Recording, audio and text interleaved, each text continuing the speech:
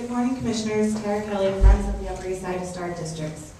Firstly, the Preservation Committee at Friends thanks the Commission for allowing more time to thoroughly review and analyze these rules in advance of today's hearing. These are important and complicated ideas to parse. We found the changes to the rear yard and rooftop addition criteria to be a noted benefit among the amendments. The incorporation of alternative or distributed energy equipment within the definition of mechanical equipment is also positive. Another substantial improvement to the existing rules is the ability for LPC to revoke approvals due to misstatement and error. While we agree with many of the fundamental concepts set out by these amendments, members of our committee are concerned that we will have less of an opportunity to review projects. As we have requested in the past, we might feel more comfortable about increasing the load of staff level review if we had the opportunity to view those permits online. We are specifically troubled by vague phrasing throughout the amendments.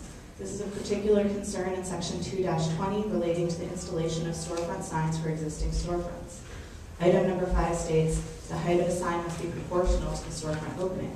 What ratio is being used to determine proportion in this case? Items in this section are also confusing, if not contradictory.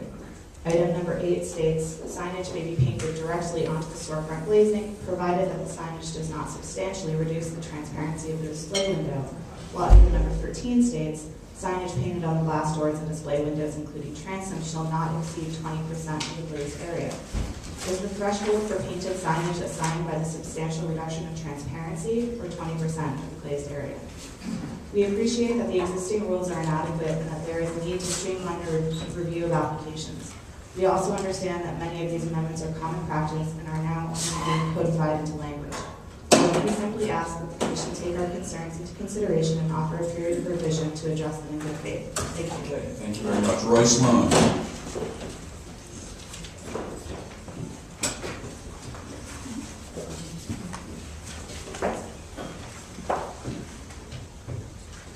Thank you very much.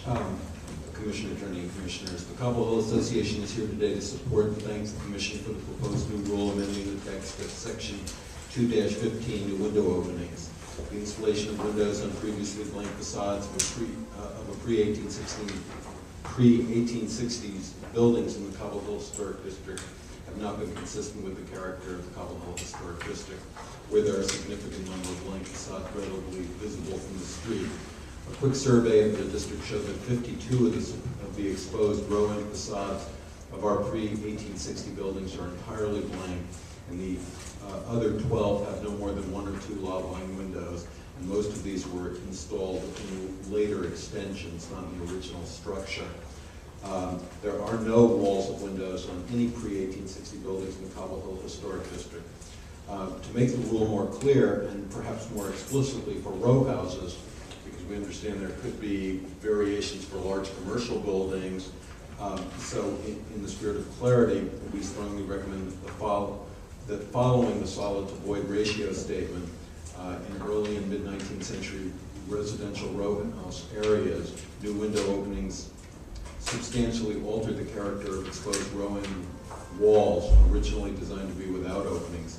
Such walls are a significant original feature of early row house development, creating a sense of enclosure in the gardens they abut and limiting the exposure of historically private spaces.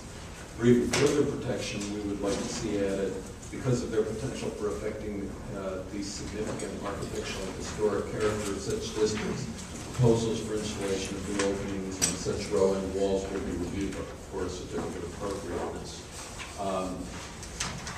I also want to applaud and support the new Section 216 pertaining to rear yard additions and enlargements of row houses in the historic district.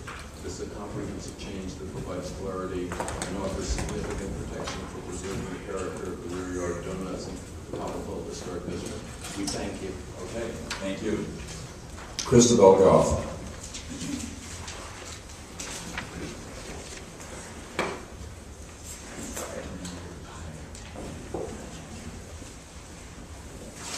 Christabel Goff of the Society for the Architecture of the City.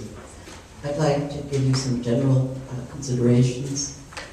The proposed rule changes include initiatives that are a huge step forward in substance and in method. They acknowledge some long-standing problems and proposed several solutions that are ingenious. 25 years ago, Chairman Gene Norman took the position that every historic district has a unique sense of place, and so every historic district should have its own set of guidelines. This was before the enactment of CAPA had formalized and complicated the process of rulemaking. Then, there were already some 50 historic districts, and the task of retroactively creating guidelines for each was enormous.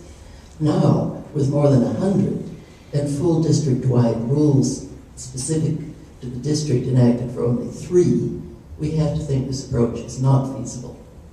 On the other hand, universal citywide rules do not always provide protection for a district's distinctive or unique historic features. In Sunnyside Gardens and Cobble Hill, unaltered or nearly unaltered garden cores are endangered by existing rear yard extension rules. So we congratulate the Commission on devising a new and simple way to make protection possible there by requiring Commission review of rear yard extensions in cases where